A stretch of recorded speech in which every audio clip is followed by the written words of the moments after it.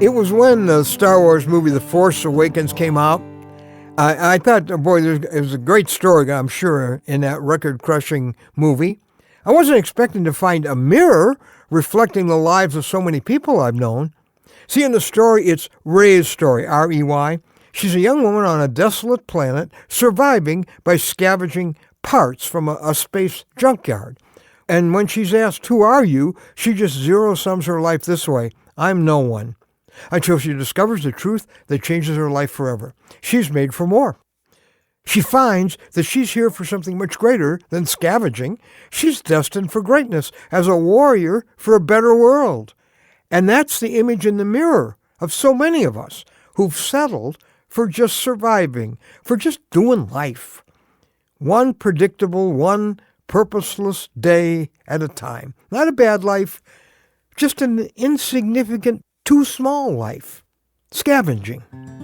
Well, I'm Ron Hutchcraft, and I want to have a word with you today about made for more.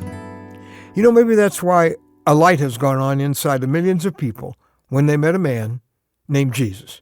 He said in John 10, verse 10 in the Bible, "I have come that they may have life and have it to the full." To the full, implying we've been settling for less than full. Maybe we've been settling for empty, for less than we were created for.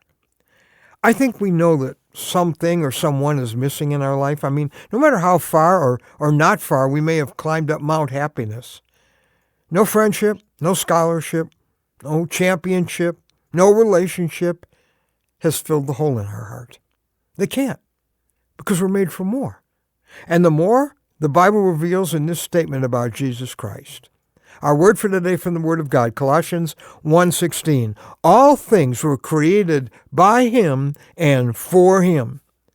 Okay, so I am created by Jesus for a relationship with Jesus. Just like the earth is created to revolve around the sun, its source of life. Anything less, well, in reality, it's spiritual scavenging. It's not God's fault I've lived beneath my destiny. I, along with all my fellow humans, decided to live for me with God on the margins at best. Maybe a compartment, but not my reason to live. God had every right to let us have the life without Him that we seem to want. But He loves us too much for that.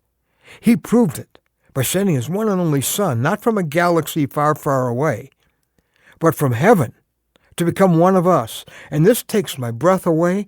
He sent Him to die for us, absorbing on a cross all the pain and penalty for all our hijacking of our life from Him. I still can't get over it. From the day I trusted this Jesus to forgive my sin and pilot my life, I've been discovering that more. I was searching for it. I couldn't find it.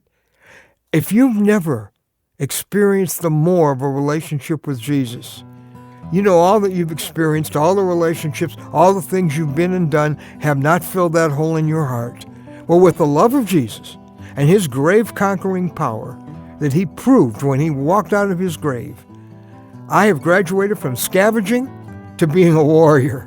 And He wants that for you, unleashing the force of His love in your family and in your work and in your personal world. It doesn't have to be the way it's always been because of Jesus. But you take the initiative to begin that relationship with Him. He describes it as knocking on the door of your heart. And I believe He may be in your heart today. And if you feel that tug in your heart, would you take an action step and say, "Jesus, I am yours from this day on, pinning all my hopes on you." Listen, check out our website and make sure you belong to Him. You'll find it there at anewstory.com. That's anewstory.com. Finding Jesus, finding your destiny, and never settling again.